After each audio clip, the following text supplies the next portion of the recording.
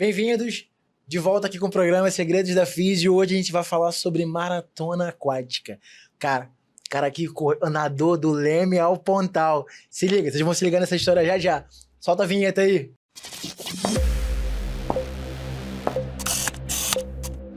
Vamos lá. José Ferreira, nadando águas abertas e piscina, né? Fala um pouquinho quem é você, Zé. Antes de tudo aí, obrigado pelo convite, por estar aqui participando aqui do podcast e poder contar um pouco da história e como é que é falar um pouco além do que é só treinar, né? A gente ter essa vivência de bastidores. Mas antes aqui, deixa eu me apresentar, eu sou o José Ferreira, atleta de ultramaratonas aquáticas, me especializei em provas acima de 20 quilômetros no mar. Eu tenho 48 anos de idade, mas eu nado desde os 8 anos, entrei nas divisões de base do Flamengo, dos 8 aos 20 anos aproximadamente, nadei ali competindo por todas as categorias possíveis, e hoje eu fiz a transição para o mar e não quero mais sair do mar, quero só treinar. Ainda treino em piscina porque é necessário, mas o mar é o meu local de competição, cara. E aqui também com a gente hoje, mais uma vez, quase meu co-hoster, parceiro, fisioterapeuta Rafael Jacob. Fala aí, Rafa. Tudo bem? Bom, Rafael, prazer aí estar de novo no canal. Hoje... Para quem não conhece, sou Rafael Jacob, fisioterapeuta, osteopata. Trabalho com esporte há mais de 20 anos. E estou recuperando aí o Zé para ele voltar com tudo aí nas competições. Eu lembro que no seu episódio você falou que nadou também, né? Eu comecei com a natação, né? Pequenininho. Já tem um pouquinho de experiência. Isso aí. Então vamos lá, Zé. Você começou com 8 anos, nadando no Flamengo. Foi, 7 para 8 anos. 7 eu entrei ainda porque eu tive bronquite asmática e por mais que tomasse remédio não fazia efeito, a nebulização ajudava, mas o que o médico recomendou era nadar. Então comecei a nadar por isso, não foi nem por amor, mas foi uma coisa que eu fiz por uma necessidade, por uma obrigação. E nesse meio caminho, os técnicos na época reconheceram identificaram que eu tinha um potencial e dali já me ofertaram logo para fazer teste para a equipe de natação. E eu entrei para a equipe Mirim na época, aí eu já devia estar beirando já 8 anos, e dali eu fiquei de vez, né? Acabei lidando superando a asma com a natação, e depois eu fui embora, cara. Você passava por desafios, né? Primeiro você superou a asma, e aí ficou 20 anos na piscina, certo? Fiquei, dentro da equipe do Flamengo, eu nadei dos 8 aos 20, foram 12 anos a nível competitivo, né? E depois disso que você começou na piscina, mas você começou mais velho, né? Você tinha parado de competir no mar aberto? No mar, não. No mar eu nunca competi. Eu botaria com 12 anos, mas eu em torno de 19, 20 anos eu já tinha encerrado ali a minha carreira na piscina. Fiz uma pausa para poder estudar, fazer essas questões, me desconectar também, porque é muita pressão, cara. Acordar todo dia às 5 horas da manhã, ouvir o técnico, reclamar, competição, aquela pressão toda. E aí eu falei, cara, eu vou estudar, vou dar um foco aqui na faculdade, entender a minha vida profissional, curtir um pouco, que a gente acaba, né, como adolescente ali no auge, né? Eu falei, poxa, agora eu quero ir, né, minhas festinhas, cinema, sair com a galera. E aí isso daí acabou perdurando por uns 8 anos, sem contato com piscina, porque realmente... Pra mim tava saturado, era pensar em piscina, cara, eu fugia. Caramba. E aí, de repente, eu comecei a ter essa paixão, ela surgir de novo com o mar, nadando. Às vezes tinha ressaca aqui em Ipanema, andava muito com a galera ali de Ipanema. E foi isso, foi virando até que em 2006 eu fui transferido a trabalho para Fortaleza. Entrei na equipe marcha, continuei na piscina e logo em 2008 aproximadamente comecei a participar de competições pequenas, 1.000 metros, 1.500, aí ele estava bom, e aí foi gradativamente a minha crescente, porque a natação já não dava mais para mim dentro da piscina. Então também fui empurrado para o mar, para não deixar de praticar atividade esportiva, eu precisei ir para o mar, porque aí do mar ele me ampliou novos horizontes assim que eu nem imaginava poder atingir. Mas é completamente diferente, né? O mar e piscina. Quais são os maiores desafios de nadar no mar? O que você sentiu de dificuldade quando você pulou de um lugar para o outro? Pronto, então, exatamente. Esse é um grande ponto até para quem está assistindo e está iniciando e fazendo um momento de transição para o mar, né, de piscina para o mar, que como eu já tinha vivência nas férias, eu estar ali dentro do mar, descer de onda, de jacaré, saber tempo, descer... Cara, a minha preocupação já não foi mais aquela que todos os atletas têm, sejam novatos ou com experiência que fazem a transição, que a primeira é saber entender leitura de mar, lidar com corrente, lidar com onda, entrar com arrebentação, você começar a compreender o que o mar pode te oferecer, fora as questões emocionais, né, que a gente acaba trazendo, porque acaba lidando com contato, com medo, né, com medo. Cara, o que vai acontecer? Tem um bicho, eu vou me afogar, não consigo pisar eu não piso no chão, não enxergo o chão, tem bicho, a onda eu vou morrer afogado se eu tomar um caldo na onda. Tudo isso vem muito forte para o atleta que está fazendo esse momento de transição. E por isso que é importante ter, primeiro, os especialistas, que são os técnicos, né, que preparam, as pessoas que vão chegar ali, que vão dar aquela segurança, porque aí agora você trabalha, para você lidar com o mar, você está lidando com uma questão muito forte emocional, né? E você sabe, e ele entender. Então, esse processo eu pulei. Enquanto eu não estava nadando, mas eu estava lidando. Então, e Fortaleza não tem onda. Fortaleza é um mar tranquilo, água 28 graus o ano inteiro. As únicas variações são épocas de vento e, cara, corrente muito fraca. Então, acabei lidando com muito mais facilidade com essa transição. Nordeste é verão o tempo todo, no inverno é vento. Uma coisa que eu aprendi em Fortaleza, foi que o pessoal fala assim, Fortaleza são as 4 épocas do ano. Ela é quente, muito quente, pegando fogo e tem o inferno, né? Então, assim, são essas as 4 aí, estações que tem lá, cara. Muito legal. O Rafa, ele partiu da piscina para o mar. O remo agora tem uma modalidade você foi atleta do remo, né? Aham. Da lagoa pra praia também, né? Também, tu sabe como é que é essa transição da galera? Esse pessoal curtiu isso? Tem curtido, né? O pessoal tá curtindo bastante. Tem curtido. O que eu acho mais engraçado, né? Que ele falou ali que começou com uma competição de 1.000 metros, 1.500, que é uma coisa pequena. Pra gente que nada já é coisa pra caramba. Coisa pra caramba. Tipo, é um treino, 1.000 metros, 1.500, né? O cara nada 20 quilômetros na competição. Tipo, pô, imagina nadar 20 quilômetros. Nem imagino isso, né? Não consigo nem correr isso aí tudo. Nem imagino isso. No remo foi um pouquinho diferente, né? Porque o remo olímpico tradicional são 2.000 metros a competição, né? E o de praia, ele tem o beach sprint, né? É uma competição mais rápida. Então, ele combina a corrida, né? Tem que subir no barco, tem que remar, né? Até a primeira boia, 250 metros, depois volta, sai do barco, corre e quem toca primeiro, né? Então, acabou tendo... uma competição mais dinâmica, né? Que Sim. Você consegue ver, diferente um pouquinho do remo olímpico, que quando, né, na lagoa... Tem a saída, ninguém tá vendo, só vê a chegada, né? Então, é um pouco diferente, né? O dele já é bem diferente, né? O mar é um volume muito grande, né? E você se lesionou faz pouco tempo, né? Conta um pouquinho da lesão. Como é que foi essa lesão?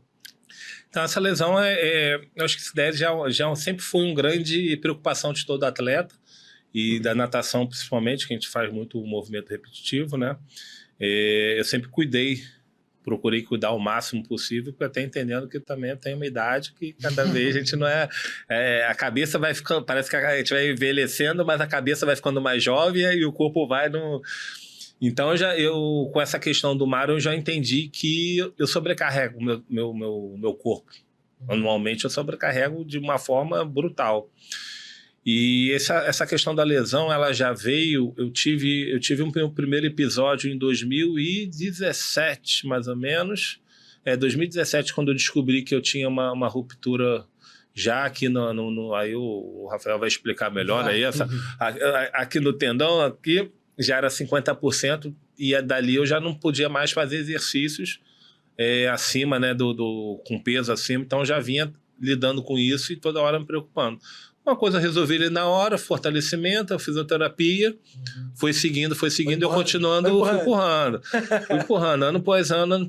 Só que aí agora, acho que de uns de uns 2 anos para cá, ou até mais, eu venho acompanhando porque aí ela já deixou de ser um incômodo aqui e ela passou já a ser um incômodo aqui no Manguito. Então, toda vez que eu fazia esse movimento aqui, cara, já vinha uma agulhada. Já ficou crônico, né? Ficou crônico. E aí, dali, pô, todo ano eu faço provas, nos últimos 3, 4 anos eu tenho ido para a Europa para poder nadar. Nado uma sequência de provas, aí varia, mas normalmente são provas acima de 10 quilômetros. E eu comecei a entender, cara, que estava doendo. Eu já tinha conhecido o Rafael, né? Acho que também já cheguei, primeira vez que eu falei, porra, já tá bichado aqui e tal. E ali a gente já veio nesse processo já de entender, e foi quando eu procurei já o ortopedista específico ali, e aí comecei a fazer, de 6 em 6 meses eu fazia um acompanhamento com ressonância.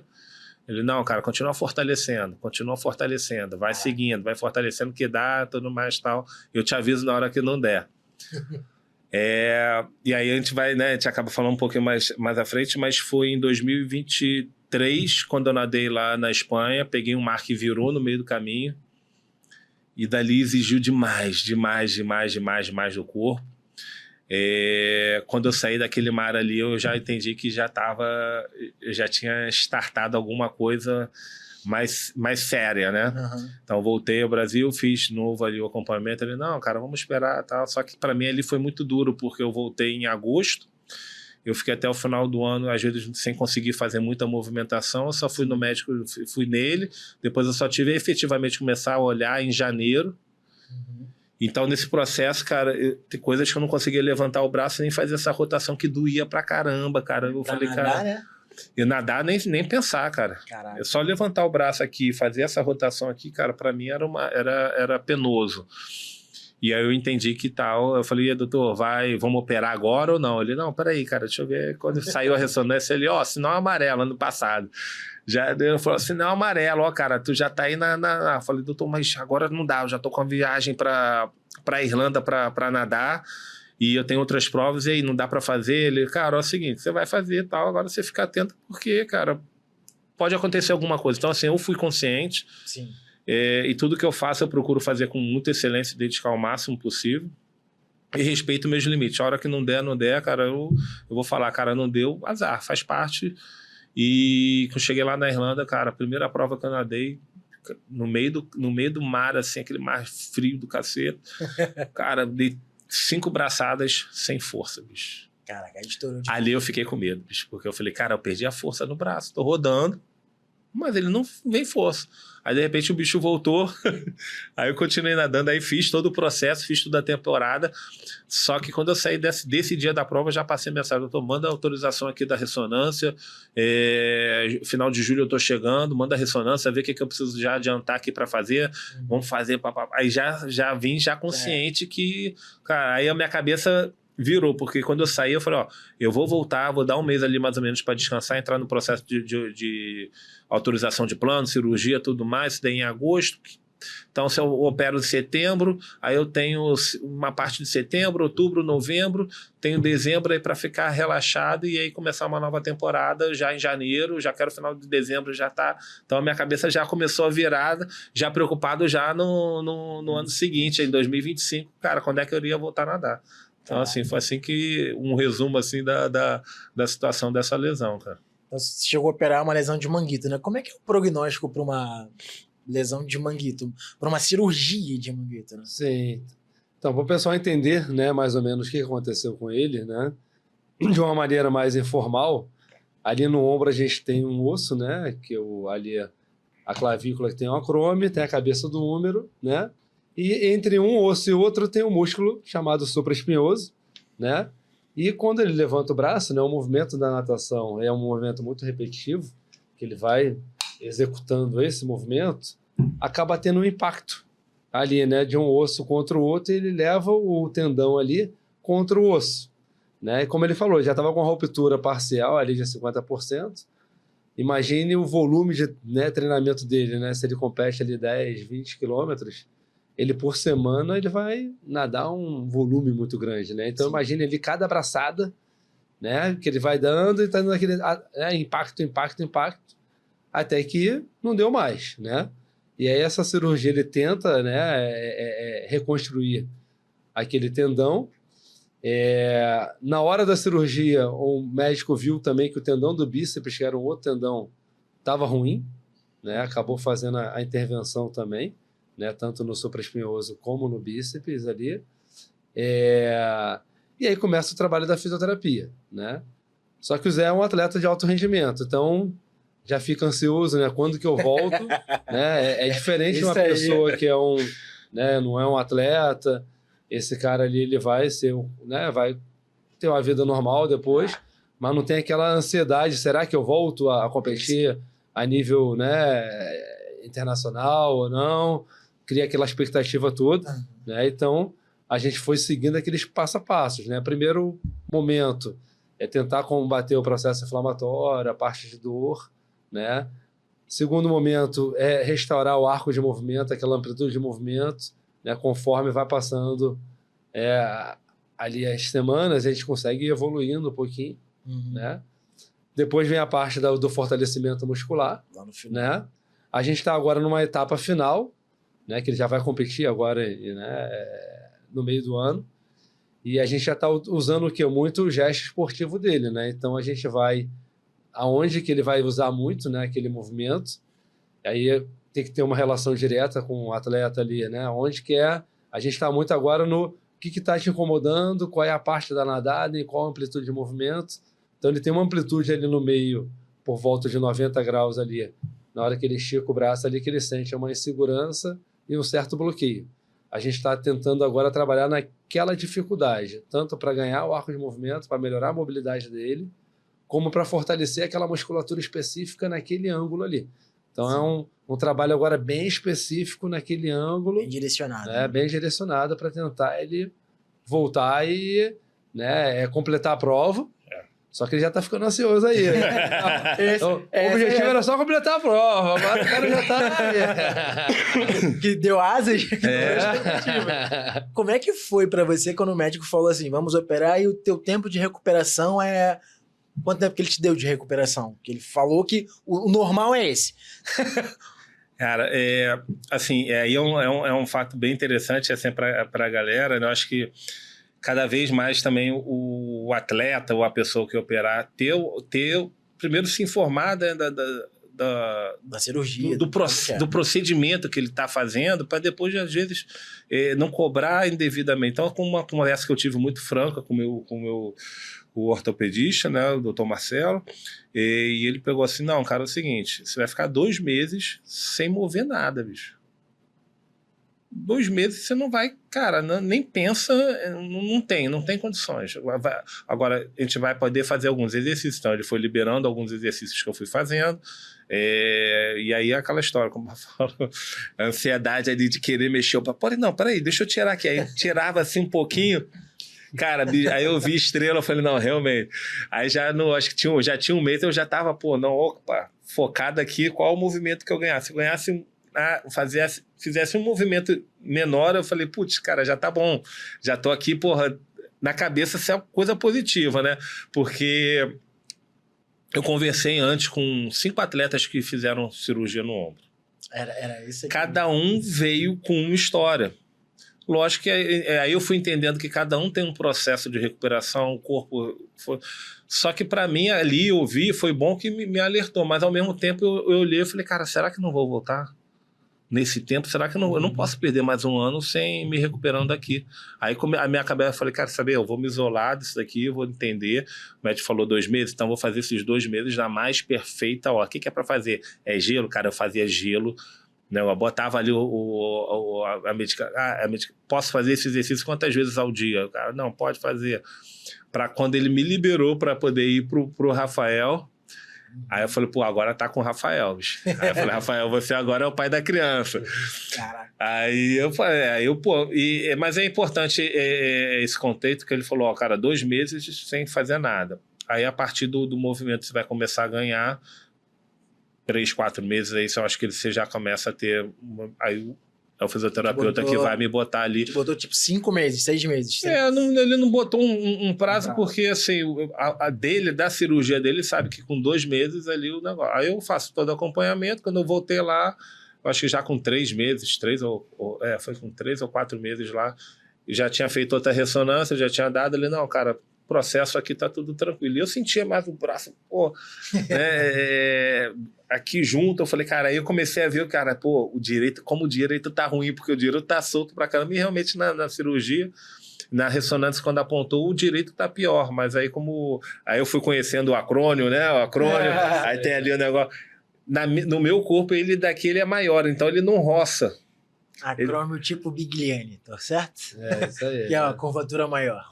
Aí ele não roça e ele não danifica, mas esse daqui estava pior do que esse, é porque estava doendo. Aí ele falou, não, cara, quando começar a doer, incomodar, aí a gente mexe nele. Agora, por enquanto, pelo menos por um ano aí à frente, a gente não vai mexer em nada, não. Caraca. E aí foi quando eu fui pro Rafael. Aí quando eu cheguei para Rafael, aí, você acha que em junho já dá para voltar para nadar? Você me bota para... E aí a gente foi começando a entrar nesse processo, cara. Perguntar isso, como é que é a complexidade de você pegar uma pessoa que lesionou o ombro, uma dona de casa, um atleta de final de semana, é uma maneira. Sim. Agora, você pegar um atleta com essa complexidade, um cara que nada nessa intensidade, e ele chega com esses medos, esses anseios, como é que é para você... Calma, cara, vamos devagar, vamos passo a passo. Como é que foi esse processo inicial com ele? Então, aí tu tem que entrar um pouquinho na parte psicológica, né, do atleta, porque a ansiedade é muito maior, né, porque o objetivo de uma pessoa que não faz esporte é ele voltar a escovar o dente, né, a pentear o cabelo, a pegar uma coisinha no alto, né, levantar o copo, né, levantar o copinho e tomar o chopp, né, então esse objetivo ele vai chegar ali, né. Outra coisa é o Zé, que ele atualmente, né, ele é atleta profissional, o cara vive disso, e aí ele sabe que não é apenas só fazer o movimento da vida ali diário, né? Ele tem que entrar num nível de competição muito forte, né? Ali estão os melhores ali do mundo competindo, né? E aí cria esse bloqueio, esse meu ombro aí, será que vai aguentar, não vai aguentar, né? Aconteceu até um acidente no início, não sei se tu lembra, tu escorregou, né? Foi. Ele escorregou, né, no chão molhado. Depois da cirurgia. E aí, logo depois. Aqui, cara. Aí ele, naquele reflexo, na hora que ele esticou o braço, deu aquela dor. Caraca. Eu lembro que ele veio, deu um certo edema, eu fiquei receoso Tava muito no início, né? Eu falei, será que rompeu ali né, soltou alguma coisa e vai piorar agora o processo todo, né? Então a gente teve que lidar com esse medo todo, né? E aí falei, vamos tocando. O médico dele deu sinal sinal verde ali. Eu fiquei até mais receoso. Aí eu falei, cara, o cara, não, vamos tocar. Então vamos tocar. A gente foi tocando. E aí, cara, ele voltou a treinar. O Zé fez uma coisa bem legal agora, que é um grupo de uma equipe multidisciplinar que está atendendo ele. Então tem o técnico, né? Tá ele e eu, tem a nutricionista, né? Preparador físico. Então a gente está debatendo, ele está contando, né, tudo que está passando ali, né? Isso é bacana, porque até dá mais autoestima, mais confiança para ele também, né? Então, como eu estava falando agora, a gente estava com o objetivo dele completar a prova, agora já está vendo que está um pouquinho melhor, de repente pode ter até performance que ele, né, até melhor. Chegar um pouquinho mais longe, né? Tentar ali, ele falou, agora eu vou para cima, vamos ver o que vai dar, a gente sabe, né? Eu falei com ele, cara, o que ganhar ali, completar, já tá bom pra caramba, porque é uma prova que, para qualquer ser humano, né, você, né, eu fui atleta de remo, tudo, cara, eu não consigo nadar aí 20 quilômetros num mar de 10 graus de temperatura, até menos, só de sunga, tipo assim. A gente vai falar sobre isso. No primeiro momento é maluquice, fala, cara, né, então, mas tá indo super bem, né? Assim, antes da gente falar mais sobre o tratamento, competir, provas de 1.000, 2.000, 20.000, uma coisa, mas fazer uma maratona do seu livro, depois a gente vai falar do seu livro, tem uma parte que você questiona, para que eu tô fazendo isso? Por que eu tô fazendo isso? Qual o motivo? Cara, você nadou do Leme ao Pontal e voltou pro Leme. É o único no mundo que fez isso. Tô errado? Sou o único, né? O único cara no mundo a fazer isso. Anteriormente houveram 2 tentativas, Uhum. tá? E aí não sem sucesso. Depois do meu nado, teve uma outra tentativa, mas o atleta estava com roupa de neoprene, então por mais que ele conseguisse, não validaria ou não iria entrar na mesma categoria. E sim, aí eu acabo sendo hoje o único do mundo, esse ano fez 4 anos o recorde, né? Então tá aí. Caraca, você falou que pro recorde tem que ser feito... As competições são com roupa de neoprene, só sunga, ou só pro recorde que tinha que ser? Ou tem categorias? Então, vamos falar um pouquinho aqui agora de regras, né, de prova. Assim, até para você que está assistindo, eu acabei não falando no início, mas eu quando me especializei em provas de ultramaratona, em 2021 eu fiz a prova do Leme ao Pontal ida e volta aqui no Rio de Janeiro. Ela foram 72 quilômetros nadando, 36 para ir, 36 para voltar, em 26 horas e 32 minutos. 26 horas no mar. Esse nado ele foi reconhecido, hoje ele é um recorde Guinness, né? E dentro desse recorde, nesse ano, eu fui eleito a 2ª melhor performance do mundo pela Associação de Águas Abertas, e hoje eu sou o único brasileiro integrante de um grupo chamado 24 Hours, que é exatamente atletas que completam seus desafios acima de 24 horas. Então é interessante no grupo, quando você entra, nadei 26 horas, nadei pra caramba. Cara, você vai ver, tem gente que nadou 30, 36, 40, aí você tem vários outros tipos de nado em rios, lagos ou mar, que é o que Águas Abertas permite, né? Então tem todo esse caminho. E dali eu fui falando aqui, né? Falando pro pessoal, acabei me perdendo aqui da pergunta que você fez. Agora. Perguntou sobre a roupa. A roupa aqui. Isso. Fugiu do script aqui. Era para dar apresentação, aí acabou no... Mas a gente ainda vai falar sobre isso. Tá, então... Hoje eu faço... com esse recorde foi legal também que a Associação Mundial teve um outro olhar para mim. Então, assim, uma coisa que eu era visto só... Aqui, a nível nacional, eles me fizeram um convite para fazer parte do comitê de segurança no mar, e também a gente poder estar, quando eles precisam, a gente está podendo fazer a votação, estar ali participando das decisões, né, internas lá que se tem. E aí foi onde eu fui mais profundamente dentro da regra, que existe o seguinte: existem nados, para os nados serem reconhecidos internacionalmente, você tem que fazer de sunga, óculos e touca. Você não pode ter nenhum material que te traga benefícios. Uma certa vantagem. Uma roupa de neoprene, você flutua, você tem maior flutuação, aí você também, numa questão, você começa a se deslocar melhor. Uma roupa, até a bermuda mesmo, hoje que se nada, né? Tem os trajes também, hoje para competição de maratonas abertas, de maratonas aquáticas. Então você tem que nadar ali de sunga, maiô, óculos de touca, pronto. Isso daí eles reconhecem porque existem desafios internacionais que só são validados se você for feito nesse. De sunguinha. Aí vem aquela... Aí você vê assim, de neoprene e tal. Cara, aí neoprene, ele entra numa outra categorização, que é uma categorização nado assistido. É nado assistido e não assistido. Ainda tem os nados que, se você fizer, é um nado que... como é que é a corrente? Porque você pode pegar rio abaixo, mar abaixo, que a corrente vai te empurrando e às vezes você pega. Então isso também entra numa outra categorização dentro da Associação Mundial ali de reconhecimento de nados. Então é exatamente isso. Então é aquela coisa, o cara faz neoprene, beleza. Eu estava até conversando agora com o Rubens, é um atleta que nadou o Leme ao Pontal, 72 anos. Completou lá. E a gente falando, eu falei, ele, Zé, dá para entrar no Guinness? Cara, entrei pro 72, fui o mais velho. Eu falei, cara, se você tivesse feito sem roupa de neoprene, você entrava no Guinness com um atleta com mais... Pela própria associação que rege a travessia, ela já tem esse convênio, já tem esse... Então o cara atualizava, o cara entrava. Eu falei, agora você se movimentar aí de repente para um próximo. Já viu que você aguenta, agora se prepara para uma segunda tentativa e vai, cara. Então tem esses fatos aí bastante importantes. Teve aí, quem acompanha Águas Abertas, tem Royce, tem um cara que esqueci o nome dele, que deu a volta também da ilha na Grã-Bretanha nadando, tudo mais, de roupa de neoprene, tudo mais. Ah, fez o recorde, reconheceu e tal, mas aí reconheceu com a categoria lá. Categoria específica. Específica, pelo próprio nado que foi feito. Eu vi, pra quem não viu, tem no site dele a reportagem do Globo Esporte com o Cleiton Conservani te acompanhando a travessia inteira, né? Você entrou na água à noite, foi 11 horas da noite que você começou a nadar, né? E, cara, no teu livro você fala muito sobre isso, motivação, o que te motiva. E você falou que no pior trecho da competição foi aquele ali perto do Vidigal, né?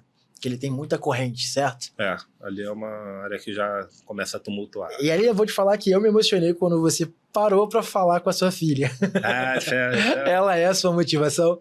É, cara, pô, são tantas coisas assim, porque nessa preparação, um dos pontos foi que eu precisava fazer algo diferente. Como é que você vai nadar 72? Algo que ninguém nunca fez. É. Então, saber que eu já tinha uma expertise em entender que o corpo ia sucumbir a nível de força, tudo mais. A gente estava no meio da pandemia, estava um momento complicado, até mesmo para se treinar, para se fazer. E aí foi um momento quando eu comecei a estudar mais sobre o que é a gestão emocional, o que é... Tanto que eu me tornei até a parte treinador mental do atleta campeão. E a gente... Hoje eu trabalho com essa parte mentorando atletas, né, de preparação mental. Então eu trago muito forte isso, 72, a questão de ter uma estratégia mental. E aí a gente acaba tocando num assunto, né, o mental, o psicológico, a cabeça que a gente acaba entrando no assunto que hoje o atleta não gosta de falar, porra, de mentalidade, Então o 72 ele exigiu isso. E foi quando eu aprendi a diferença entre motivação, propósito, objetivos, né? Hoje quando eu falo assim, poxa, é a motivação, cara, tem a motivação da minha filha, mas antes dessa motivação surgir, ela vem com um propósito. Cara, qual o legado que eu quero deixar para ela? Qual o legado que eu vou deixar para outros atletas aqui? Tá? Independente de questão financeira, né? A gente fala filha, mas independente das condições que mas o que é de moral, para ela entender que eu falo muito em sonho, cara. Eu sou um sonhador, eu quero realizar grandes provas, mas isso daí eu vejo que, cara, eu não tive, aí vem aquela coisa assim, eu na infância, quando eu tive a possibilidade de integrar a seleção brasileira de natação, foi um momento que eu comecei a abandonar, deixar de treinar, então assim, eu carreguei isso muito tempo comigo, e através do mar eu comecei a botar para fora, aprender que eu posso realizar essas questões da forma que tem. Então esses desafios, quando eu viajo para fora, eu trago muito também essa questão de propósito do meu legado. E a minha filha, e eu aprendi também dentro com o meu psicólogo, com a minha psicóloga Isabel na época, que a gente começa a gerar lembranças, a gente usou até um termo, ela criou até um termo, cara, o Netflix das lembranças. E aí eu fui trabalhando isso muito, e uma das coisas era minha filha. Então teve um episódio que eu tive, uma semana antes de viajar, do nado, ela precisou voltar, que ela passa as férias comigo, e eu nadei com ela ali, naquela região ali, onde eu pedi para ligar. Sério? Então eu falei, filha, um dia o papai vai estar vindo lá de trás, não sei o que, tal. Ela tem quantos anos? Hoje ela tá com 15, na época ela tava com 11, 12 anos. Que isso? 11 para 12, 21. 21, ela tava com isso aí, 11 anos. Então ela veio nesse caminho, eu falei, filha, vamos lá, papai e tal. E entender esse cenário, para mim, assim, foi muito legal, porque aí nessa época eu passei com ela, vamos lá no Pão de Açúcar, papai vai vir nadar de lá, de cá. Então eu estava também criando esses momentos de lembranças positivas para que eu pudesse usar ali durante a prova, e todas elas ligadas. Tanto que, né, eu boto aqui Duda, botei o Duda e o pezinho dela quando nada sempre. Mas por que, cara, tô nadando, momento de fraqueza, é ela que vem. Eu digo... A gente dentro, quando tem muito propósito, a gente sabe que numa prova de endurance, cara, você vai cair em algum momento, cara, vai ter aquele baque, tu vai, eu vou lá no fundo do oceano, mas se eu voltar no fundo, o que vai me fazer voltar do fundo do oceano? Não é a motivação, é o propósito que eu tô fazendo aquilo ali. E aí, quando eu trago esse propósito forte, cara, aí eu reclamo. Ali na ligação da minha filha, eu já vinha há 13 horas nadando contra a corrente. É o trecho mais difícil. Teve um treino teu ali também que um trajeto de 40 minutos, você levou 2 horas e meia. Foi. Aquele trecho ali, que aí a gente volta ali ao ponto do Vidigal, eu sabia que um mês antes eu fiz um treino simulado, cara, para nadar 12 horas. O último treino, eu falei, cara, esse é o último treino, 12 horas. Não, cara, beleza, eu tô bem treinado, eu vou sair ali do Leme e vou chegar com 6 horas de nado, vou 6, volto 6. E vou chegar mais ou menos ali na entrada da Barra de Tijuca, 6 horas, dava para chegar tranquilo ali do jeito que eu tava. Dava para chegar tranquilo. Não, mas a gente já no processo eu já sabia a velocidade. Só que tem um ponto que eu gosto de trazer muito, que são as minhas análises de risco. Qual é o pior cenário que eu posso ter numa prova? Cara, evento contra, onda contra, corrente contra e água fria. Porra, eu tive tudo no treino. Caraca. Tive melhor tudo. treino, então. Peguei ondulação sudoeste, e quando a gente vai em direção ao pontal, a gente está indo oeste ali, né? Então a gente peguei essa ondulação sudoeste, então ela vinha de cara aqui, eu tava aqui, a onda vinha aqui nessa direção aqui. Então eu já bati aqui. O barco também não consegue nadar, então o barco tem que ir aqui. Então o barco navegava aqui e eu nadando aqui. E com a onda, o vento vinha, então vinha tudo assim contra. E a corrente estava contra e a água na época era 19 graus. Para mim já era frio extremo naquela época.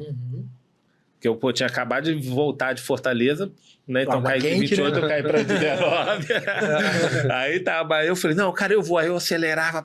Cara, acabou que eu não consegui. Se bateu 6 horas, eu cheguei no início ali na onde o pessoal salta chega de paraquedas, ali em São Conrado, paraquedas de asa delta, parapente. Então eu cheguei ali, cara, foi ali que eu consegui, peguei e voltei. Só que quando eu peguei e voltei, aí eu já comecei, cara, porra, água fria, tá dor, tá não sei o que. Aí eu fui lamentando até a chegada de Copacabana. Então, concluí a prova, acabei nadando 9 horas, não me toquei que fui contra e voltei a favor. Então, mesmo trecho que eu voltei a favor, cara, cheguei lá no Leme com 9 horas. Aí o pessoal, cara, não dá pra nadar mais 3 horas, a gente vai até a Urca ali, onde a gente tem que saltar mesmo, você vai nadando, o barco vai escondo. Não, quero subir. Subi, me agasalhei, eu falei, caraca, dava pra viver. Aí foi esse momento que eu falei, cara, perdi pra mim mesmo, porque dava. Não era uma questão técnica, era uma questão ali mental. No livro você fala sobre o MEC. É isso, né? Sobre o MEC. A gente tem dentro da formação, né, do atleta campeão, a gente se baseia muito a questão dentro do livro, e aí foi um psiquiatra que ele criou esse livro, e aí de uma forma bem simples e para poder explicar a parte lúdica, né? Então tem um MEC. O MEC, quem que é? O macaquinho que tá ali, cara, na nossa cabeça toda hora, pulando. Tem gente que não é mais das antigas daqui, né? O negócio era aquele desenho da Disney, o Pato Donald, né? Tinha o Pato Donald, o diabinho, o anjinho que ficava. Então, ali ele usa muito essa questão dentro da metodologia dele para explicar, que o macaquinho ele fica quieto. Enquanto ele tá quieto, pô, beleza, você tá num nível de confiança, você vai ali. Agora, quando ele começa a sair, porra, é o emocional questionando, e aí ele começa a sair, perturbar, e você começa a lidar com aqueles negócios. Eu falei, tô na grade, quero sair, porra. E aí a cabeça vai. Então, qual é a grande questão de você se preparar mentalmente, ter uma estratégia? É entender que quando ele vai começar a te incomodar, você perceber isso, e que está percebendo ali quais são as estratégias que você vai utilizar para silenciar aquela voz. Sim. E aí a gente entra trazendo aqui, de uma forma, a nossa conversa interna. Como é que a gente vai silenciar isso, diminuir a ponto que isso daqui não não interfira a ponto, cara, quero sair, que é o que acontece quando dá desistência, né? Você é muito mais o emocional do que a propriamente física. Então você desenha ali aquele cenário, é uma linha tênue, né? Até de você desistir porque é uma questão mais de emocional, ou realmente você está no limite, né? Então como é que você vai diferenciar esse caminho? Isso daí é uma construção de autoconhecimento do próprio ser humano. Forte, né, cara? E atender um cara com essa resiliência, com essa mentalidade, foi mais fácil ou dá mais pressão? Porque, tipo, ele tem noção do potencial dele, mas não tem noção do seu potencial. Ele não sabe como você vai estimular para resultado. Te jogou pressão? Rafael, sinceramente, não. Entendeu? Não. Eu acho que eu lidei, né? Como eu falei, eu fui atleta, né? Eu já trabalho com esporte há muito tempo. E aí tu já entende um pouco a cabeça, né, do atleta, a preocupação, né? Eu gosto também de botar no lugar, né? Tipo assim, se eu estivesse ali, eu estaria pensando isso. Então, tu já sabe mais ou menos, né? Eu acho que foi fácil. O Zé também é um cara, pô, super inteligente, educado, né? Então, não teve nenhum problema, né? Ele... E o que eu acho interessante não é só ele, não. A maioria dos atletas tem um respeito muito grande na área de saúde, sabe? Sim. Pro médico, pro fisioterapeuta, sabe? Eu acho que é uma coisa que já vem de regra, né? Você escuta teu técnico ali, teu treinador, né? Então, tu vai criando.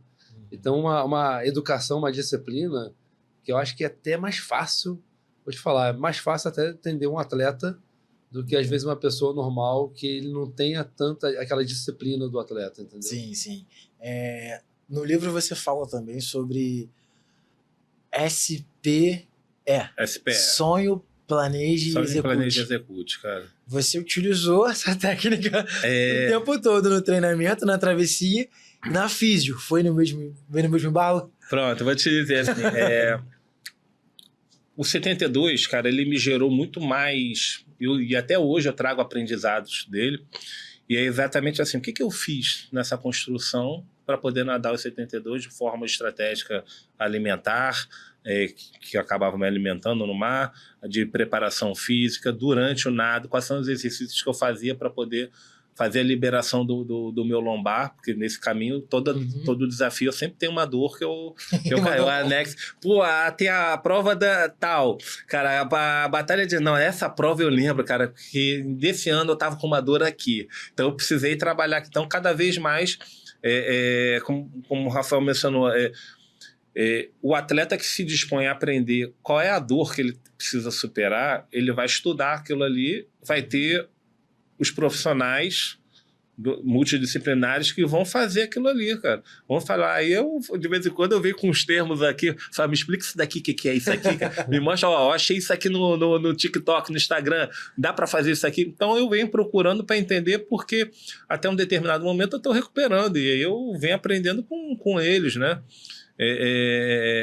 Todo esse caminho. Então, o SPE, eu fui entendendo que o método que eu usei para poder me preparar para o 72, ele tem muito também com a minha formação profissional. Eu sou fechado na parte de gestão comercial, na área de administração. Eu tenho o MBA de gestão de projetos e processos. E trabalhei 16 anos numa multinacional voltado com gestão de liderança, com equipes e dentro de projetos de infraestrutura de TI. Caraca. Então, assim, aí eu falo assim, poxa, qual foi o seu 72 dentro da sua área profissional? Pô, eu gerenciei o projeto de implementação de infraestrutura da Copa do Mundo lá em Fortaleza. Então, assim, eu fui realizado porque eu participei dos dois maiores eventos de futebol, a Copa das Confederações, Copa do Mundo, cabeando lá, gerenciando a equipe, pressão, tudo mais, coisa que a natação tem. Então, eu aprendi com essa parte do SPE que cara, a capacidade de você sonhar, tá? Independente do que tem. Qual é o atleta que, não gosta de falar de sonho, de realização de sonho? Quando não, a gente pode trazer até para uma questão mais comportamental também, que tem atleta que, dependendo do perfil, falar sonho, o cara não conecta. Mas você falar, cara, objetivo, aí o cara faca nos dentes, cara, eu quero aquele objetivo, cara, aquela ali. Então, assim, ter essa diferenciação, mas é entender. E dali, como é que você vai construir e tornar aquilo ali uma realidade? É com planejamento, bicho. Planeja, bicho. Tem um exercício no seu livro. Eu fiz. Depois eu conto. Aí depois você tem o quê, cara? Na questão, poxa, execute. Execute com excelência, execute e toda hora mapeando. Pô, você vai mapeando. Porque aí quando você for ver, cara, você acaba entrando no ciclo, se for dentro da administração, do PDCA.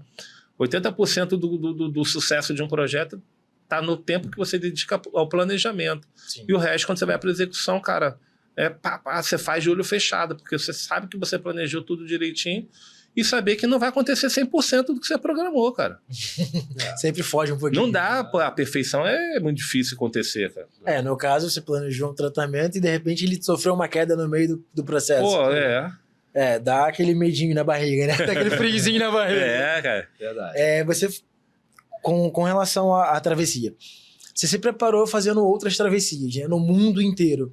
Esse lance dos 24 horas, mais de 24 horas nadando, é um grupo seletíssimo, né? São poucos atletas que entraram na categoria que nadaram mais de 24 horas. Sim, sim. Eu entrei com... São 144 da lista, em 2021. Tá, tem quantos anos essa lista? É muito pouca gente. Já tem... cara. Não, se a gente passar a nível global, sim, pô. É Pouquíssimo. muito pouca gente. Pouquíssimo. Antes disso, você fez algumas outras travessias, de 26, de travessias menores, né? Sim. Mas teve uma que você me chamou a atenção, foi depois do 72, que foi a de... ali na Batalha de Hand. Batalha de Hand, que você queria fazer a ida e a volta também. Essa você não conseguiu, né? Não consegui. Foi uma das provas que eu precisei subir no barco. E aí essa prova é bem interessante. Essa história, a minha conexão com a Espanha, com o Vigo, é muito forte. Mas deixa eu só te responder. Acabei não te respondendo na negócio. O sonho planeja execute, sim, ele não é só para uma prova. É um estilo de vida que você... estilo de vida. Então, assim, quando eu olho aqui para o Rafael, eu falei, Rafael, cara, junho você me prepara para a prova tal? Porque maio o meu técnico já barrou. Junho você me prepara, você acha que eu tenho condições? Ele, cara, eu boto você e tal, mas a gente vai ver.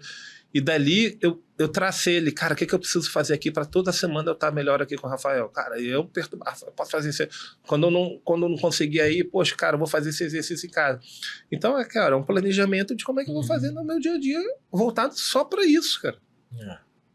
O projeto tem que ser bem executado, né? O planejamento tem que ser bem feito e o projeto bem executado. Pois é.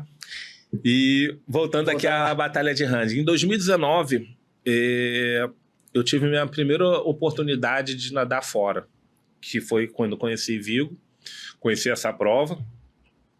Eu vim me preparando desde 2018.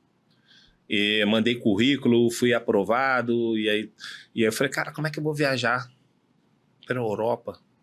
Pô, tô aqui no negócio, bicho, é euro. Na época o euro ainda tava uma maravilha, ainda tava 4 por 1, 4,5 por 1. Aí eu falei, cara, eu vou fazer touca. Vendi as toucas, fui para a Europa, passei 15 dias lá, competi, conheci lá o negócio. Cara, é isso aqui que eu quero, bicho. Isso aqui que eu quero, pô, fazer para um negócio. Essa foi a travessia normal, a de Essa 26. foi a de 27. 27. E dali, o que acontece? Em 2019 eu nadei com roupa de neoprene. Aí 2020 e 2021 eu não fui. 20 foi a pandemia, foi se cancelar. 21 eu estava inscrito, eu não fui, porque logo depois do Leme Pontal eu peguei o Covid. Aí peguei naquela nova cepa e tudo mais. Sei que me pegou de tal forma que eu só consegui voltar a nadar em dezembro de 2021. Né? Aí juntou tudo, né, de recuperação. Sim. Logo em seguida, em 2022, aí eu voltei. Aí nadei de manga longa. Já aprendendo os aprendizados de nadar de água fria com uma roupa que não era a roupa adequada. Aí em 2023 eu falei, cara, não, eu vou fazer. Aí dei volta. Em 2022 eu já estava com isso daí na cabeça, só que eu falei, cara, eu preciso aprender mais um pouquinho. Deixa para ano que vem. Aí ano que vem, aí no 2023 eu fechei, e aí eu já planejei, cara, eu vou fazer o 27 como um treino, já para ser, aí foi minha primeira prova sem roupa de neoprene, assim como eu fiz o treino no Leme Pontal, que coincidentemente no dia que eu nadei 9 horas foram 27 quilômetros, eu tava ali me martirizando, cara, não nadei 12, mas depois que eu parei, eu falei, cara, é a primeira vez na minha vida que eu nadei um treino de 9 horas e eu fiz a maior metragem que eu já tinha nadado em competição, em 2019. Então, fiz isso em treino. Tá vendo? E aí eu falei, cara, então vou fazer agora sem roupa de neoprene e vou fazer o bate e volta. Até então só tinha tido uma nadadora espanhola que fez. Na quarta tentativa que ela conseguiu. A prova é realmente desafiadora, mas nesse dia de prova eu falei, cara, exatamente o que aconteceu. O melhor dia. O que podia ser o meu melhor dia, cara? Pô, acontecer tudo isso, pô, verãozão, julho, pô, verão, pô, fiz questão de chegar um mês antes, fiz a prova, cara, depois eu fui trecho por trecho, fui treinar com os caras lá. Né? Então já tinha toda uma equipe de lá mesmo, os amigos, cara, que eu já tinha família, galera toda, vamos treinar aqui dá pra treinar aqui. Fui na ilha onde eu largava, fui onde cara, eu vou chegar aqui. Então eu tinha a prova toda mapeada como eu fiz no 72. Sim. Então não era nada pra mim ali era estranho. Não tinha. E dali o que aconteceu nesse caminho?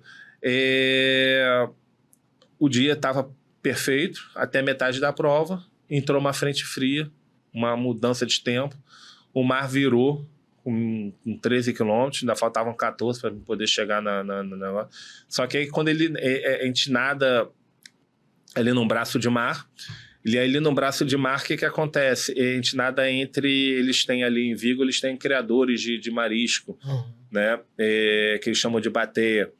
Então eu nado entre esses criadores, que são grandes, tal, de proteção, mas eu já senti ali que o mar já estava mexendo, E até então foi. Só que depois que acabou, eu tinha que chegar até uma área do farol e cruzar o canal marítimo para poder chegar na ilha, que era mais 5 quilômetros. Só que nesse meio o mar foi mexendo, aí quando realmente foi aberto, cara, aí eu comecei a pegar onda de 1,5 metro, 2, o vento contra, a onda contra, a corrente ainda já tinha virado contra, já sabia que ia nadar o primeiro trecho com ela contra, mas que ia ser possível. E dali foi com o barco, pô, nadava e às vezes eu via o bote que vinha do lado, né, batia na onda, aí dali via. E eu nadei 14 quilômetros nessa situação toda. E eu falei, cara, meu ombro ferrou, bicho. Cara, mas eu não vou me atentar, porque eu já sabia que... Foi ali que você... Ali eu já sabia que tinha um ombro, mas eu falei, cara, preciso usar aqui, mentalizar. Aí então, eu até vim aqui, ó, foca na técnica. Cara, deixa eu olhar aqui na técnica, deixa eu olhar a onda. Então, minha cabeça toda já montava disso aqui, como é que eu vou virar para cada onda, olhar cada situação ali. Mas eu sabendo que ia ter um preço muito caro depois daquela prova, né? Então, eu cheguei na ilha com 27 quilômetros. Se eu não me engano, eu acho que eu cheguei com 7 horas e meia. Até a previsão, ó que louco, assim, até a previsão que eu tinha feito para poder chegar nesse primeiro trecho eram de 7 horas no mar tranquilo. Só que eu estava tão treinado, cara, tão bem preparado, que eu cheguei com 7 horas e meia num trecho enfrentando o mar daqueles. Sim. Só que na volta eu tinha que voltar, e aí no que eu voltei, cara, nos 3... Aí eu já voltei, já estava realmente eu já cheguei muito abalado ali, tanto que eu cheguei, sentei, agradeci, mas, cara, chorei muito, porque realmente foi duro, foi muito duro. Quando eu voltei, eu nadei mais 3 quilômetros, e aí foi o momento que eu parei, eu falei, cara, não dá, porque eu tava que nem Iemanjá ali na hora, bicho. oferenda, bicho. Eu tava, não conseguia, tava... E eu tava progredindo até, mas, cara, já não tava, não perdi a conexão com a prova. Sim. No livro você conta isso. E eu olhei pro meu amigo lá, pro John, que precisava sempre estar ali comigo. Cara, eu preciso ter uma pessoa que eu conecte, que eu tenha uma conexão. Cara, eu tenho que olhar ali, saber que o cara tá ali, tem um negócio.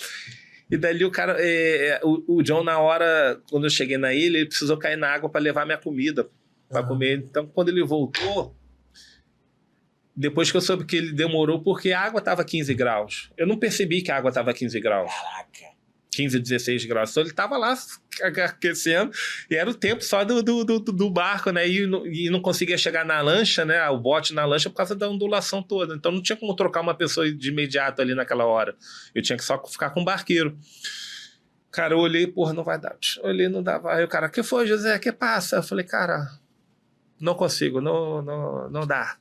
Ele, pô, me leva para o barco. Aí o cara me levou para o barco, e o pessoal, o que foi? Eu falei, cara, não dá. No livro você... Quando eu lendo essa parte, eu consegui imaginar como se estivesse vendo um filme. Você indo pro local com um tempo bom e lá no final você vendo a tempestade, você vendo ela chegar. Só que eu achei interessante que você já tinha feito a travessia do 72, né? E você disse que subiu no barco, todo mundo tava te olhando com aquela cara de, pô, todo mundo ali também era atleta, todo mundo tinha feito travessias. Pô, você sentiu aquele sentimento de, pô, não deu, não sei o quê, mas você teve uma hora que falou, pô, gente, foi bom pra caramba, eu me diverti, e tu pediu uma cerveja ali, e tu se hidratou com uma cerveja naquele dia. Cara, aí assim, até não entendam mal. Não entendam mal, cara. Eu sou macho, né? Eu sou macho. Eu sou atleta profissional, mas sou macho. E ali, o que acontece também quando você viaja para a Europa, você viaja para outros cantos? Eu acho que o Rafael tem muito a acrescentar isso, que viaja muito. Eles têm um costume lá, cara. É costume, é cultural, cara. Empresa de cerveja, é lá Estrela Galícia. Patrocina evento, cara. Chega lá, faz a festa de comemoração, tem lá cervejinha, uma paeja, tudo mais. Você vai para corridas de ciclismo, às vezes é empresa de vinho patrocinando, aí se tem o vinho lá no... Lógico que é entender o que você pode, o que você não pode, na quantidade que você tem. Então, assim, a gente aqui para poder beber, botar uma cerveja no negócio e tudo mais tal, tem toda uma legislação, todo um negócio que não é. Mas, na verdade, nos bastidores, quando o cara acaba uma competição, o cara tá ali na hidratação, mas, cara, e aí, vamos sentar onde para tomar nossa cervejinha para comemorar?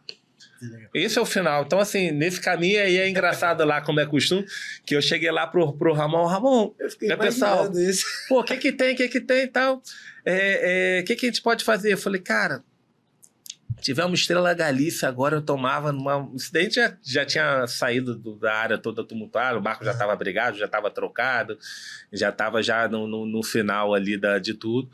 E aí ele veio, falou, cara, tivemos Estrela Galícia. Porra, é uma Estrela Galícia. Aí o cara abriu lá, tinha várias todas e tal. Aí a gente comemorou e tal, e até que eu brinco, né? Eu falei, até 2, 3 long necks depois de um evento desse, ele entra como hidratação, né? Porque, pô, depois a mais não vai. E foi esse caminho aí, cara. Legal, ele no meio do percurso aí falando, jogo, recuperação, como é que ele tá de recuperação? Já tá bom pra voltar a treinar? Já dá pra ele partir para quilometragem alta de novo?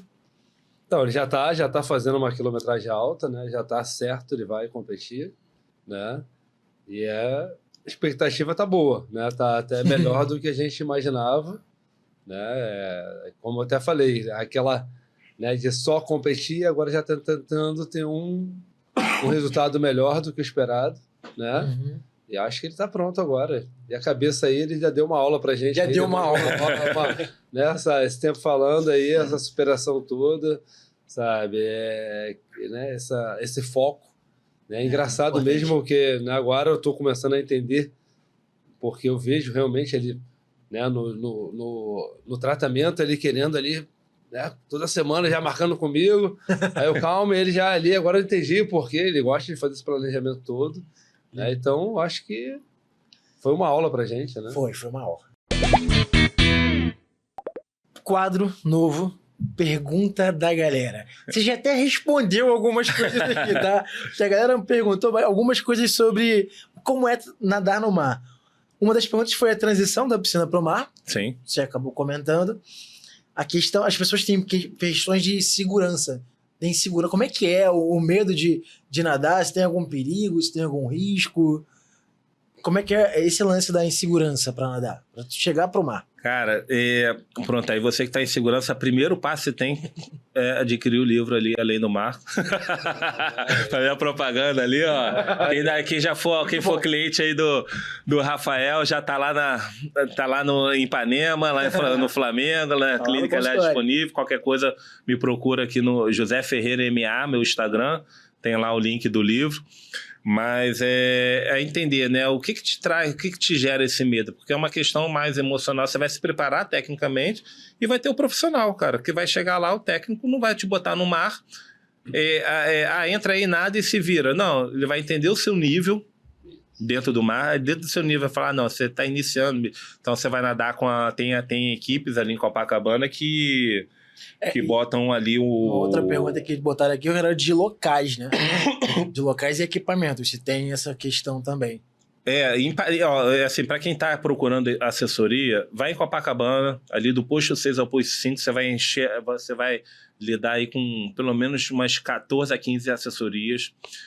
Na Urca também tem o pessoal lá da Venadar, que dá aula lá, tem assim, é isso aí, Copacabana e Urca eu sei que tem... Na Barra da Tijuca, se você quiser, na Barra, se não me engano, não tem. Tem no Recreio, que é a assessoria onde eu nado, que é do Sidney Pereira, ali na Pedra do Pontal. O cara é ali fantástico também, se vocês precisarem, ele tem ali, é o que eu recomendo também. E aí o profissional ele vai avaliar qual é o seu nível, e dependendo do seu nível, você vai nadar mais na beirada, depois você começa a se aventurar, você vai ter tem sempre uma equipe técnica ali de apoio para trazer. Lógico que técnico não é psicólogo. O técnico vai ouvir até um determinado momento, mas ele não está ali para resolver seus problemas emocionais ali com o mar.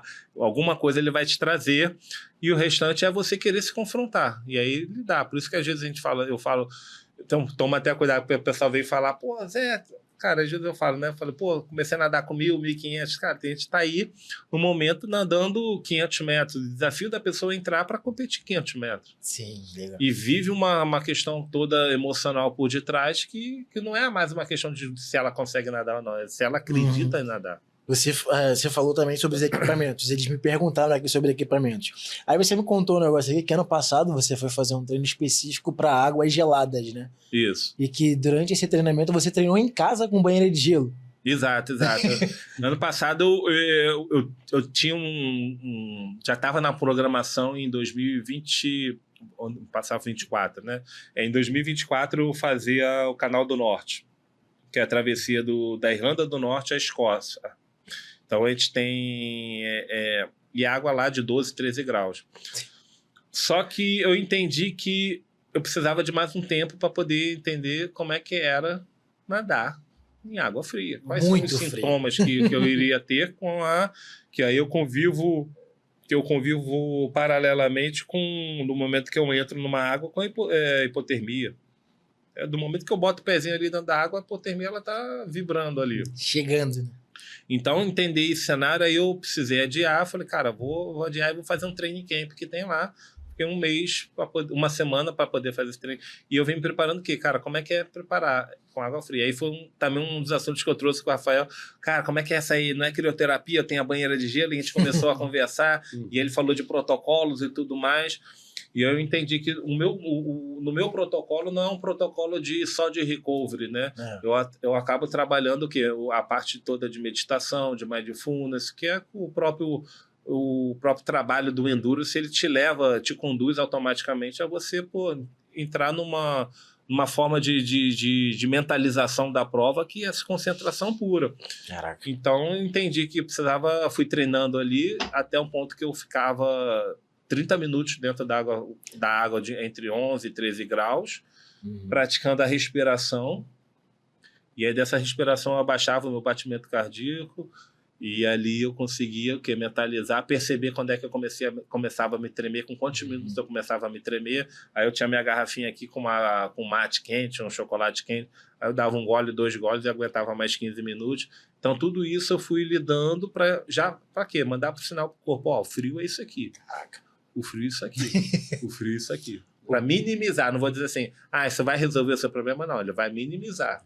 E eu entender o que é fazer antes de entrar na banheira, quais os exercícios. Quando eu entro, o que acontece? Porque eu fico imóvel, então a tendência do frio entrar é muito mais forte na hipotermia. E logo quando eu saí, e aí foi um termo que eu aprendi muito com a Alessandra, uma amiga minha nadadora, que foi a primeira nadadora brasileira a fazer o Canal do Norte, foi o after drop. Quando você sai de uma água gelada ou uma água fria, que você está em estado de hipotermia, quanto tempo você tem para fazer essa recuperação? Normalmente ela falou, 10 minutos antes de você começar a ver a tremedeira. Aí vem a tremedeira, porque a tremedeira é o corpo já reagindo, acionando. Então, aquela coisa, sai, o que faz? Troca de roupa, tira a sunga, bota a calça, bota ali a camisa, bota o casaco, bota o outro casaco, bota o casacão de pele de cordeiro que eu tinha lá, gorro, e começava a andar para poder voltar à circulação. Aí vai bebendo bebida quente, porque é um outro conceito que se tem, né? Falar, o frio entra numa água quente. Nesse caso, você tem que esquentar de dentro para fora. A água quente, ela só vai bater aqui na pele, ela não vai esquentar lá dentro. Então, você entender isso e comer bala goma, para poder fazer a articulação aqui que trava, né? E você aí, a área de vocês, né? Que aí a língua já fica mole.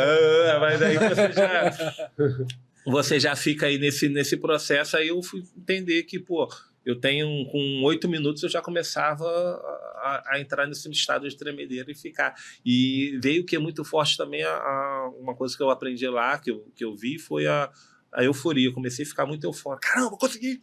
Aí vi o organizador, calma, slowly.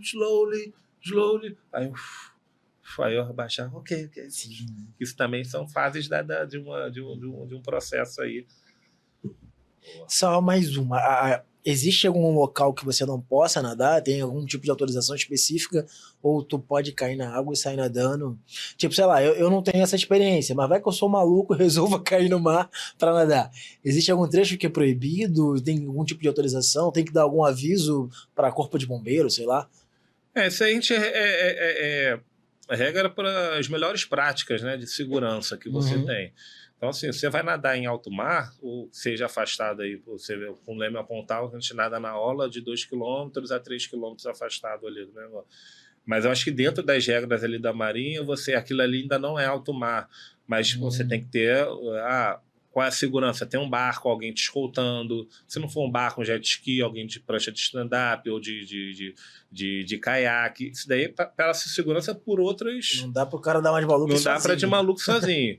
Né? É aquela coisa, tem que ter saber, pô, aí tem que ter o bom senso. Pô, se eu não treino, eu não tenho capacidade, eu não sou cara, pra que eu vou me aventurar lá dentro do mar? Eu vou me aventuro aqui perto. Sim. Mesmo assim, tem um negócio, tenha alguém te acompanhando, ou nada acompanhado. E, principalmente, boia de segurança.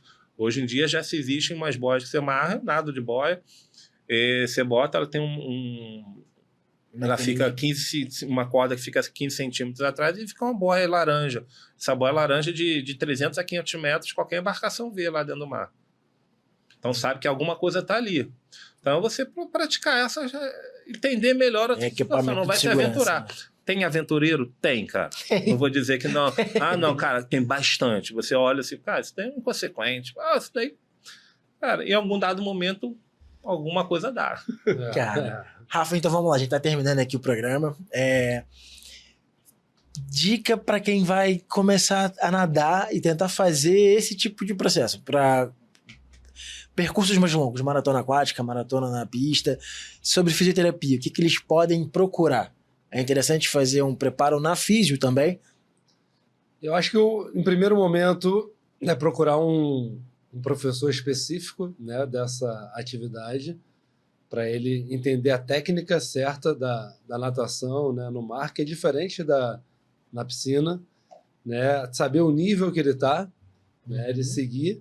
A fisioterapia ela pode ajudar o quê? Na prevenção, né? Se a pessoa não tem nenhuma musculatura preparada para isso, a gente pode, né, o ideal é fazer uma avaliação, saber como é que está essa pessoa, né, se ele tem uma massa muscular, né, desenvolvida, se a gente pode dar um fortalecimento melhor, trabalhar um pouquinho esse músculo, aquele, né? Eu sou osteopata, eu acho que vale a pena ver essa parte mecânica, da biomecânica anatômica dele, está tudo movimentando bem, porque se uma área não estiver movimentando bem, vai compensar outra área, então ele vai cansar mais rápido, o desempenho dele não vai ser tão legal. Eu acho que o primeiro momento é fazer uma avaliação com o fisioterapeuta, para ver se tem alguma coisa para consertar, para melhorar, ou uma prevenção mesmo, e aí entrar com a parte técnica toda e começar o esporte, né? Legal. Falando do livro mais um pouquinho, você está com um projeto de mentoria, tá com um livro. Como é que é esse projeto de mentoria? Como é que a gente faz para ter esse acompanhamento? Não, hoje você pode me achar lá, tem no meu site, tem um e-mail lá que você pode passar, eu recebo por contato no meu site, é joseferreirama.com. No Instagram você pode me chamar no direct também, que é o mesmo, José Ferreira MA. Tem lá o meu WhatsApp também, você pode clicar lá, a mensagem já cai direto no meu WhatsApp. E eu explico, a gente marca como é que funciona hoje a mentoria. O atleta me procura com uma demanda, com uma necessidade, quero me preparar melhor, tenho um receio. Depende da demanda, cada um tem a sua necessidade.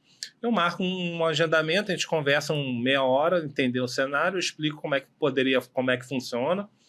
E dali, se ele optar, ele segue, né? É importante assim, dizer que eu trago que não é uma questão de capacidade técnica, se você tem condições de nadar, não. Normalmente o atleta que já me procura porque ele entende que o problema dele não é uma parte técnica, é uma parte emocional. Sim. Que ele precisa atingir. Como é que eu vou atingir a minha confiança? Então, é legal. Primeiro que eu tenho senhoras me procurando, então já tenho Eu tenho ali no grupo, pô, eu tenho senhoras acima de 60 anos que estão aí nadando 500 metros. Ajudei a nadar 500, 600 metros, 1.000 metros. Teve de 15 quilômetros, 21 quilômetros. Todas elas nadaram aí exatamente com a metodologia do SPE, né? A gente trazendo. E isso é bem legal. Teve triatletas fazendo seu 70.3 ou o Ironman Full, que a dificuldade era no mar, lidar com a questão do mar, porque acaba que o triatleta ele não dá muito foco à natação, só que na hora que acontece a natação a primeira atividade, se o cara não completar a natação, não for bem ali. E aí exatamente quando ele entende que essa questão que ele tem ali da natação é uma questão emocional, que ele precisa aprender a superar as dificuldades, as crenças que ele tem ali, o resto flui. Então, sim, eu entro muito focado para ajudar a triatleta nesse ponto. Né? Então, a mentoria ela é voltada para exatamente essa sua necessidade que o mar te traz. Tá? Então, o mar vai te trazer essa demanda, pode me procurar ali que eu vou te ajudar, com certeza, a ser bem sucedido, a conquistar, a completar a sua prova com muito mais confiança do que você estava antes. E é legal também que eu, além das mentorias, eu tenho a palestra. Hoje eu faço palestra para clubes esportivos, para empresas, né? Então todo esse movimento, e fez aí eu vou até em breve aí o meu primeiro evento aí presencial aí dia 30 de agosto, né? Que tá vindo aqui já meu dia 30 de agosto ali em Copacabana, que eu vou estar fazendo esse meu primeiro evento. Então dessa forma aí é uma maneira que eu tenho de poder contribuir dentro do meu propósito, que quando eu comecei em 2019 não tinha ninguém para poder falar isso aí. Exatamente. Complicado. Pancada. Não sei se essa frase é sua, mas você disse que treinar é 90% físico e 10% mental, e na competição é 90% mental e 10% físico. Isso, é sua essa frase? Isso, não, na minha não. Dentro da formação que eu tive como treinador mental, a gente usa muito essa. Você treina 90% e 10% você dedica ao treinamento mental. E no dia da competição você inverte. Você quer ver que quantos atletas você já conhece que, cara, treina, vou botar aqui, treina que nem um tubarão. Bicho, cara, cara, matador, cara, chega no dia da competição, bicho, cadê aquele cara? Cadê aquele cara de piscina? Aí você vê o cara que treina lá na piscina, aí você vê o outro cara que, pô, durante o treino, o cara treina ali e tal, ali a minha boca, mas pô, quando chega na competição, o cara arrebenta. Você vai dizer que isso daí é parte técnica? Não tem como. Se o cara não treina durante a preparação ali, dedica, como eu venho fazendo agora, cara, qual é o meu... Cara, ali é fisioterapia, é a preparadora física, pô, é a nutricionista, é o técnico, tá tudo alinhado. Se eu não dou 90% ali atenção, meu corpo não vai estar aguentando, mas em 10 eu tô ali trabalhando a minha cabeça para isso, com planejamento, que é que vai me trazer, vislumbrar à frente. Aí no dia que vem a competição, começa efeito externo. Primeiro a galera tá ali do lado. Isso. Começa a entrar ali aquela pressão. Aí você começa a lidar com ansiedade, com nervosismo, né, com aqueles pensamentos sabotadores. Na natação a gente tem aquela coisa, até chegar a primeira boia. Cara, a primeira boia é onde metade da galera fica. não fica de desistir, mas a galera entra com tamanho euforia, com tamanho nervosismo. Sim. Tem hiperventilação lá dentro, cara.